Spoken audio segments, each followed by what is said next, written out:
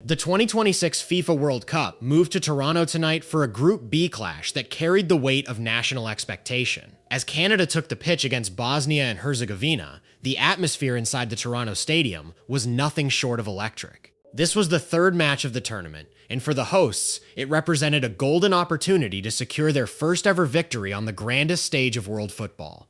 The stands were a sea of red, the collective roar of a nation fueling the players as they looked to leave their mark on a tournament they are co-hosting. With the absence of Captain Alphonso Davies, who watched from the bench nursing a hamstring injury, the pressure was firmly on the shoulders of stars like Jonathan David and Liam Millar to deliver a performance that would validate Canada's ambition. The opening exchanges were defined by high-octane energy. Jesse Marsch, known for his relentless pressing style, clearly instructed his side to pin the Bosnians back early. Canada looked hungry, moving the ball with purpose and utilizing the pace of their wingers to stretch the Bosnian defense. Liam Millar, in particular, was a constant nuisance down the right flank, his direct running causing early headaches for the Bosnian fullbacks. The crowd responded to every tackle and every forward surge, their voices creating a wall of sound that seemed to push the Canadians deeper into Bosnian territory. Yet, for all their territorial dominance, Canada lacked the composure to unlock the final door.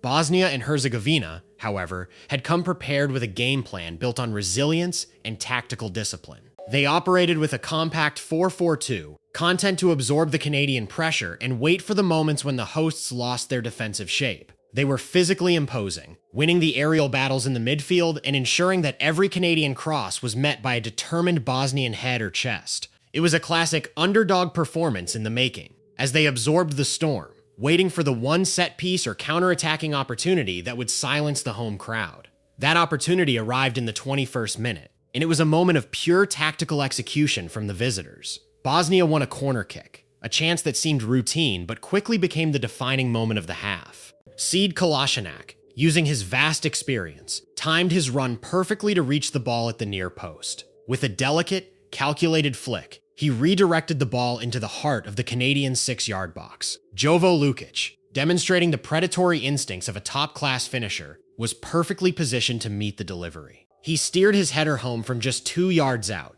sending the ball into the back of the net before the Canadian goalkeeper could even react. The impact was instantaneous. The stadium, previously pulsating with a deafening Canadian roar, plummeted into a stunned, collective silence. For the Bosnian diaspora in the stands, it was a moment of euphoria as their side took a shock 1-0 lead. For the Canadian players, it was a brutal reminder of the unforgiving nature of World Cup football. The goal was a direct result of a momentary defensive lapse, a failure to track a runner at a crucial set piece, and the psychological weight of the situation was immediately visible. Canada had dominated the play for 20 minutes, only to find themselves trailing against the run of play. The remainder of the half saw Canada struggle to regain their rhythm. The early confidence that had defined their play vanished, replaced by an understandable urgency. Players began to force passes, their touches becoming heavier as the frustration of the deficit began to take hold.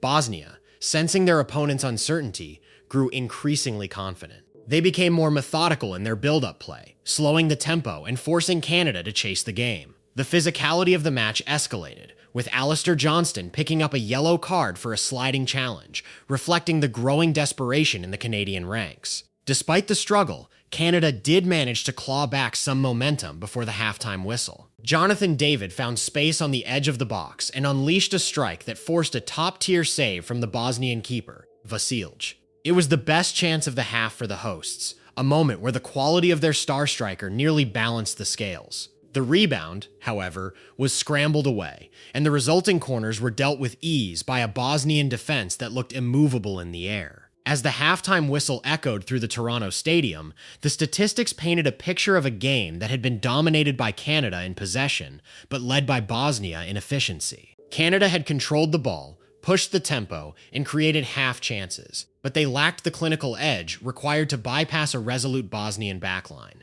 Bosnia, conversely, had achieved exactly what they set out to do: remain disciplined, absorb the pressure, and punish the hosts when the opportunity arose. The players headed to the dressing rooms with the scoreline firmly in favor of the visitors, leaving the fans to wonder if this would be another historic heartbreaker for a Canadian team that has yet to win a match on the world's biggest stage. The second half now promises to be a test of character, a battle between the clinical, disciplined approach of Bosnia, and the desperate, high-energy push of a host nation fighting for its tournament life.